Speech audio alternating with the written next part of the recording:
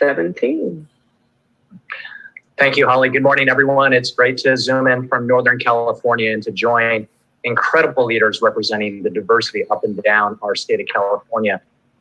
When I've been asked about this recall, I always remind folks that Governor Newsom has only been in office for 2.5 years and has done so much in such a short period of time.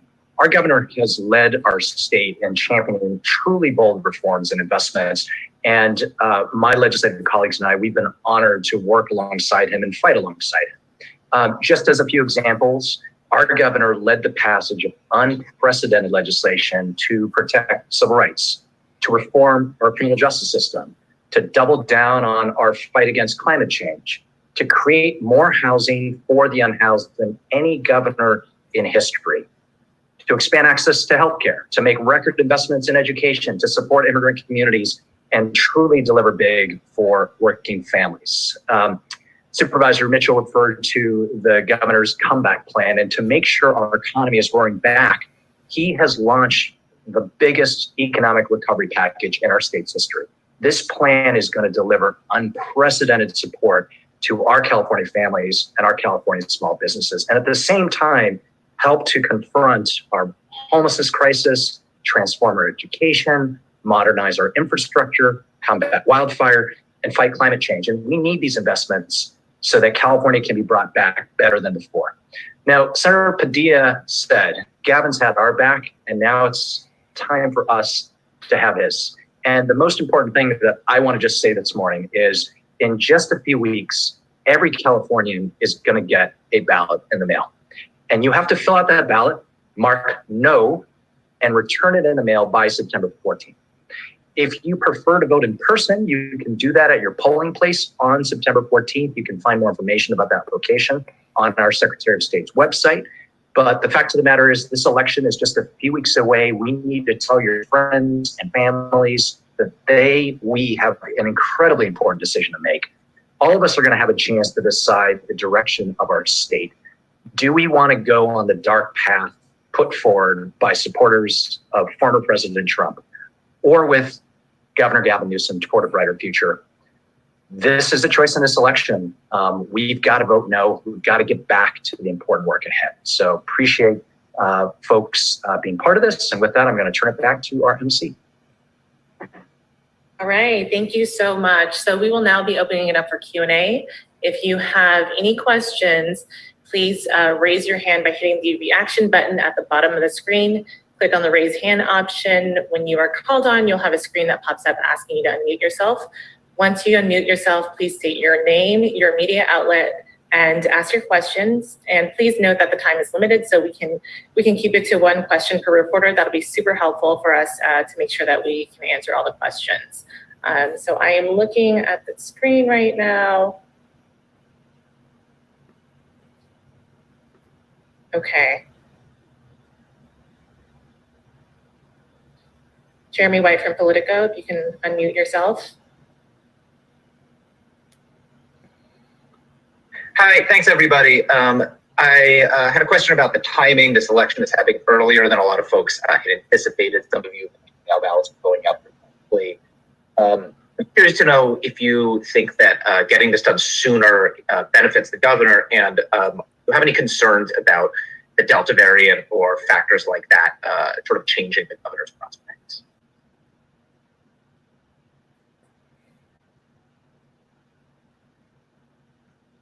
I'll go ahead and jump in. I think first of all, we want the governor focused on governing. I think that's where Democrats are united.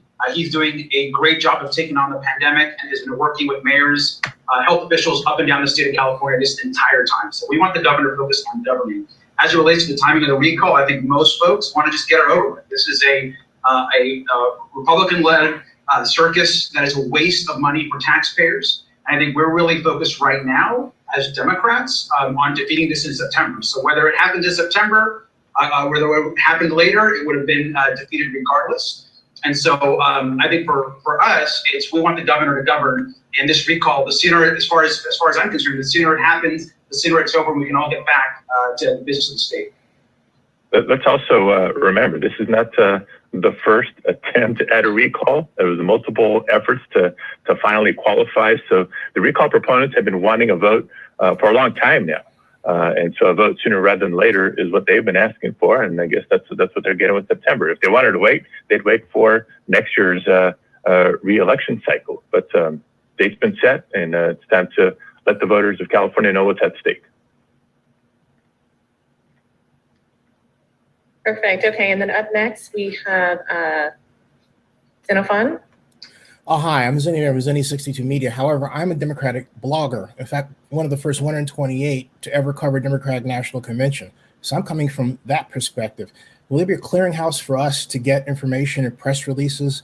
And what will you do to activate us? Because there is a conservative blogosphere that's very active and mentioned on television all the time, and yet no one talks about us. We have to yell and scream like I'm yelling and screaming now. So help us out. Thanks.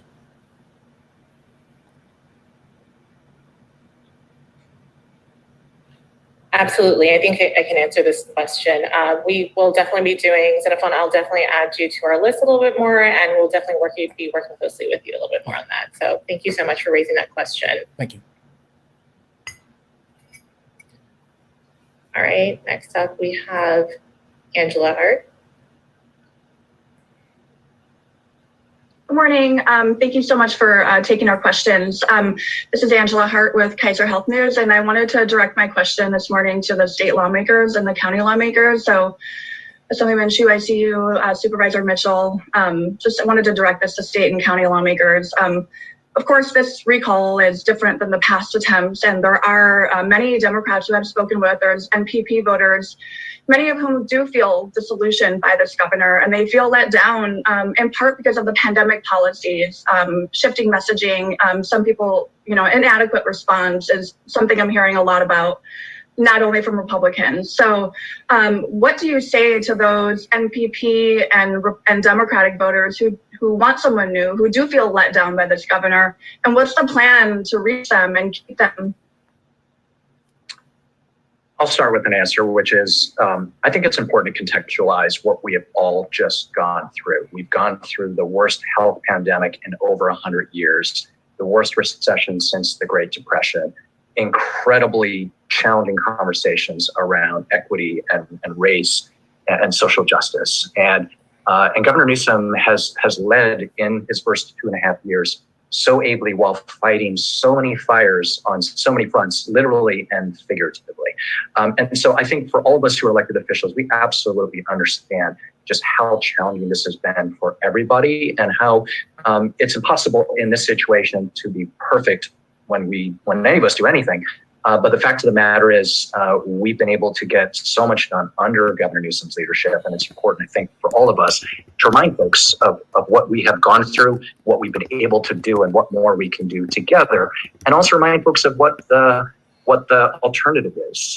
The alternative is supporters of President Trump who were part of a different path that exacerbated all the challenges we're in. That's the alternative of what we're talking about. And so it's just so important for all of us to help educate the public on what the facts have been during this time period and to really come together at this time, because we've got to move forward bigger, better, stronger together. Couldn't agree with my colleague more. I think my short answer when people stop me pumping gas or at the grocery store, my immediate response is, if not him, then who? I lived through a previous recall, and that didn't end well for my community. The community I have the privilege of representing right now, the Second Supervisorial District in LA, was disproportionately harmed by this dual pandemic. But not for his courageous leadership, those frontline workers, those essential workers, we would have lost far more. I had the privilege of standing with the governor last week or so at Martin Luther King Community Hospital, where he came to thank the essential workers at one of the hardest hit hospitals in the entire state. And to see their response to him just reinforced for me that people who were on the front line fighting this pandemic every day understood what he was doing to protect them. Not a bunch of rhetoric, not the, I don't want to wear a mask, my constitutional rights are being challenged. community, which from my perspective are the same people who qualified this recall for the ballot. So everybody needs to be clear. What side of this do you want to be on? Or do you want to be on the side of someone who stood in the gap, understood vulnerable communities, understood the needs of vulnerable communities, and did all that he could to protect us? Or do we want to stand with the people who never stand with working families on any other issue ever, and are simply instituting a recall, because they can't win elections? I'm clear where I'm going to stand, and the people I represent are clear as well. All right, next up we have Regina. Regina Wilson, if you can state your media outlet as well. Yes, Regina Wilson, California Black Media. Thank you so much. This could be, I'm not sure if this would be for former Senator Mitchell, Supervisor Mitchell now. But do we have an idea of what this is going to cost us yet?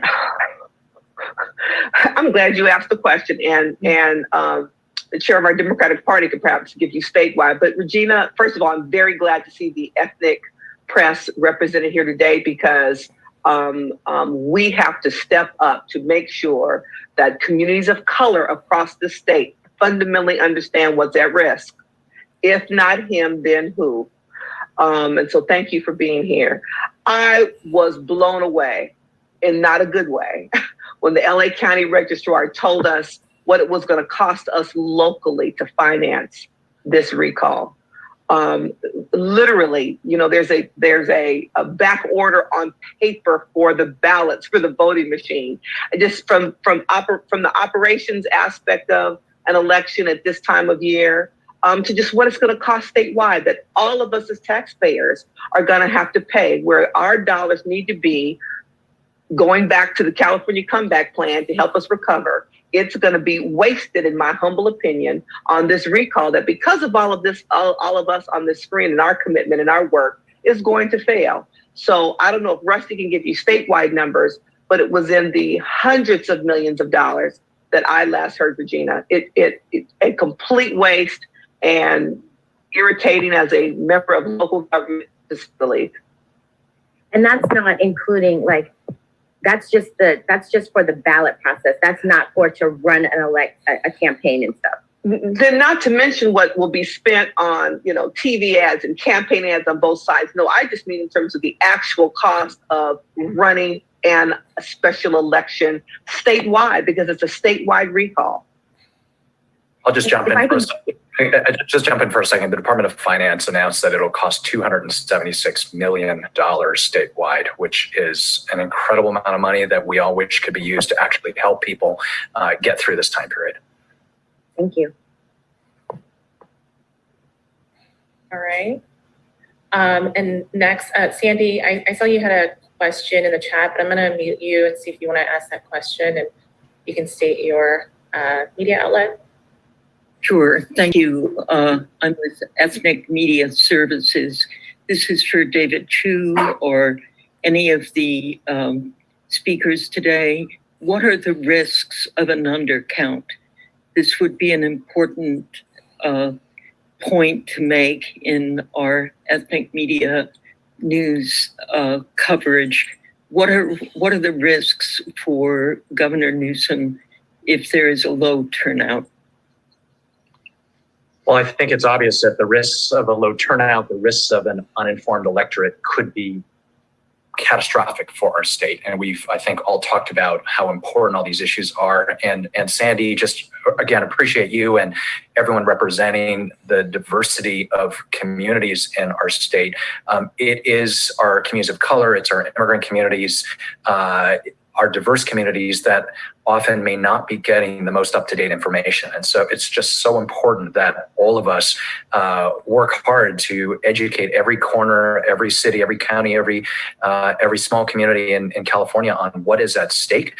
We know that every day there are more and more Californians who are really fired up about the fact that this is an incredible waste of time and effort, and we have to defeat this Republican recall.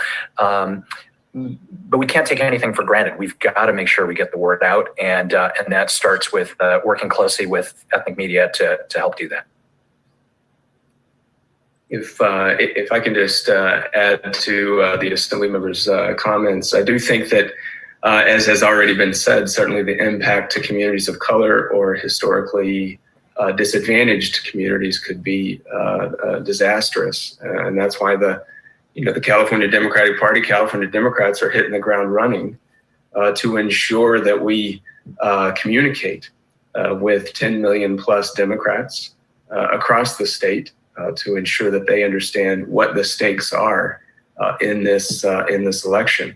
So it won't all be radio ads and TV ads. We're going to be on the ground doing the work necessary to have those one-on-one conversations to ensure that every community understands what this election, what this recall is about, and what defeating this recall means for California.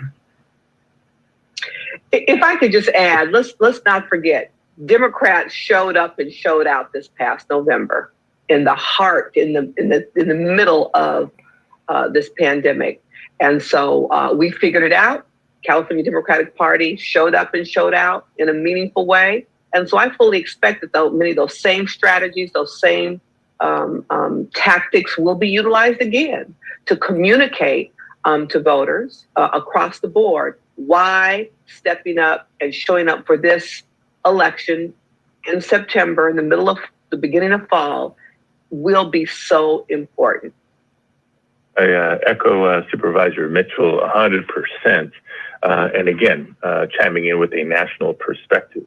Instead of trying to kind of revisit and update their policy positions or vision for the future, Republicans are clearly trying to grab political power by suppressing the votes and undermining voting rights. In some states, it takes the form of purging of voter rolls, purging eligible voters from the rolls.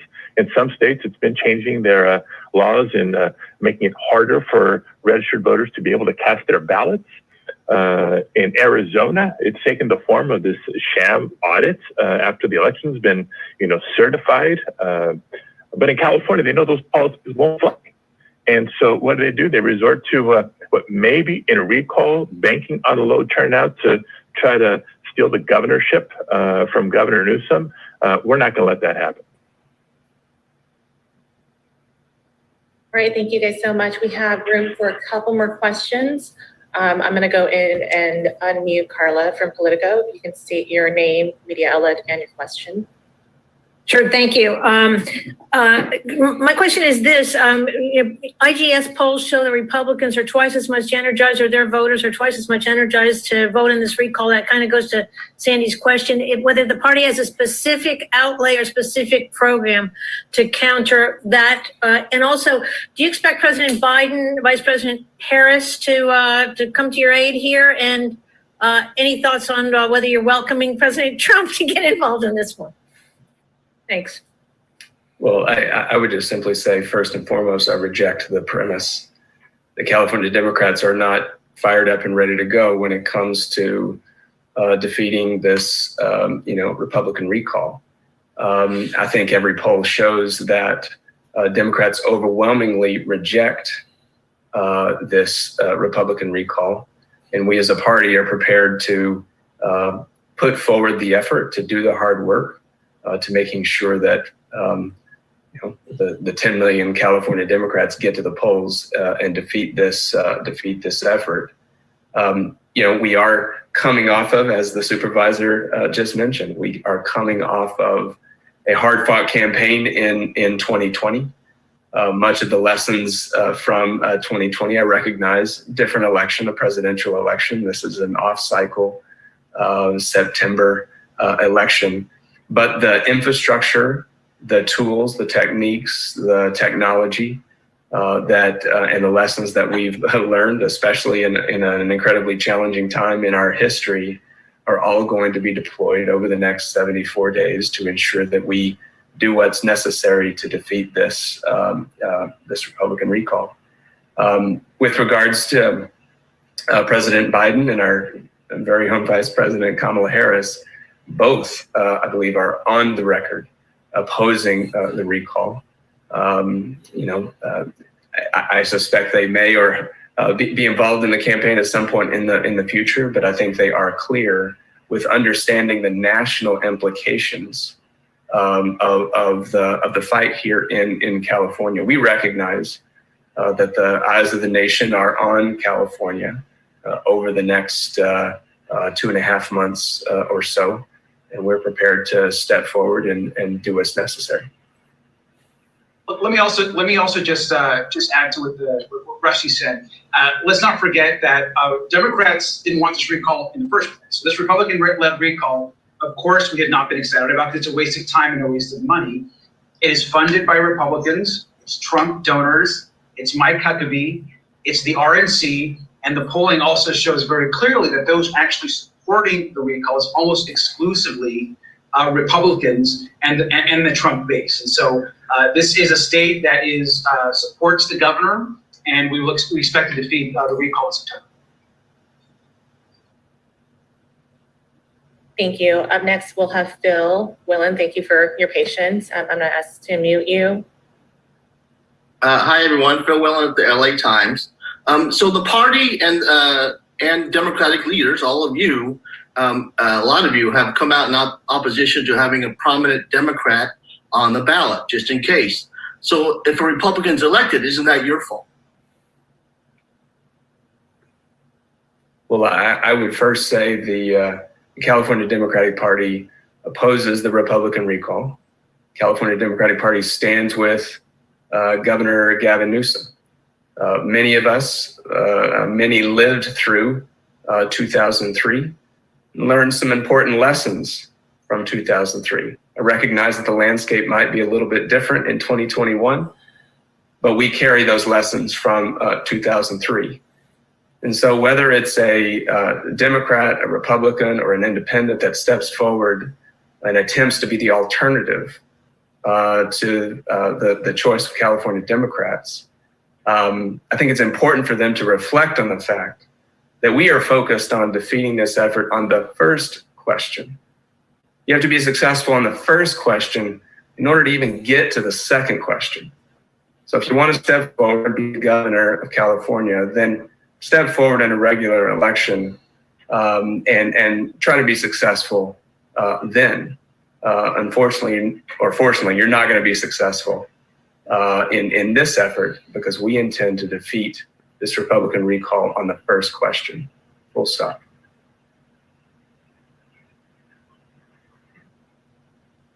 All right, so we are coming to an end. If you have any follow-up questions, please feel free to email me directly at sherry@academ.org. I'll also add it into the chat. But thank you everyone for being here with us today. Please feel free to follow up with me. Thank you to our speakers, everybody who helped coordinated this press conference today.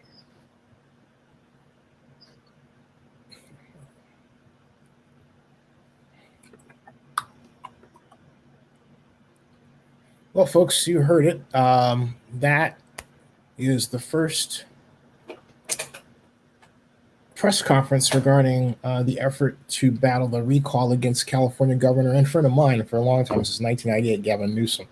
And, I have to say that my concern is that we, as a party, do not have a connected media relationship that our Republican counterparts have. It is very common to talk about right-wing media or right-wing blogs and so on, so much so that the fact that you know that and yet don't hear people talk about much left-wing media or left-wing blogs and you can't identify them as quickly, that should be of concern to anyone. I mean, I can tick it off the number of people who are out there, like Chris Riddy of Newsmax, who I've known for years, who started off very small. We were emailing back and forth. The only reason we stopped emailing as much is because when it came to President Obama, he had views that I simply didn't agree with, and he became more rough-edged, if you will, in his expression, and I didn't like that. and we're still friends to this day. We're just on different sides of the fence. But he took Newsmax and he made it into a significant media presence with donors, right-wing donors. Some of them heirs to family fortunes who own supermarket chains like Publix. Okay. So this is a serious problem. And my party doesn't get how serious the problem is because they keep having these press confabs, as I call them, and don't have anything for us bloggers to really get marching orders and really talk internally and have an internal discussion, right? That doesn't happen. And I'm quite concerned that this party is consistently headed in the wrong direction that way. I mean, I'll make an argument that we're lucky to win last year's election, given our weaknesses in media. That, and the reason we did is because we had a person, Donald Trump, who was just so god awful that you you had to get rid of him, you know? And we're seeing the results of America's mistake. But the fact of the matter is that America made the mistake. And I told the party in 2016 about this kind of media problem. Didn't listen. No one listened. I got a hold of the emails of all the top Democratic Party brass representatives and sent out a one blast saying, hey, you know what? Some of you need to be fired. Because, and some were, but not necessarily because of my email. But the simple fact of the matter is we were comfortable with the idea we were going to win, push people like myself aside. In 2008, that wasn't the case. We had 128 Democratic bloggers that were invited to the Democratic National Convention in Denver. I was one of them. And I took 3 other people. So we had 4 people, got sponsors and everything. Today, that's not the case. So we've got some changing to do before it's too late. We have to do it now. So my intent was to sound an alarm and say, you know what? We've got to get serious as a party about getting out our message and having all hands on deck effort. All hands on deck means we have closed Zoom meetings, we message, we do all of that stuff that shows that we're serious about winning. And I haven't seen that yet. That's why, and maybe it's just left for me to be the person that brings everybody together. Okay, fine. But the bottom line is that needs to be done because the way we've handled it to date has been shamefully bad. All right. Subscribe to this. Okay, and I'll leave you with this. Gavin has been moved to take actions that make him one of the best governors the state has ever had. And we're in a position now where I believe the message should be gotten out that if Gavin is recalled, all of that could go a long way with him. And our party would be more than severely weakened. The people that would replace him, come on. I mean, are you kidding me? Really? They're not concerned with solving our homeless problem. They're not concerned with anything other than notoriety for themselves. That's what it looks like to me. That's not a good way to build the state of California's recovery effort. All right, subscribe to Zenny62 and bookmark oaklandnewsnow.com, and that ends this broadcast.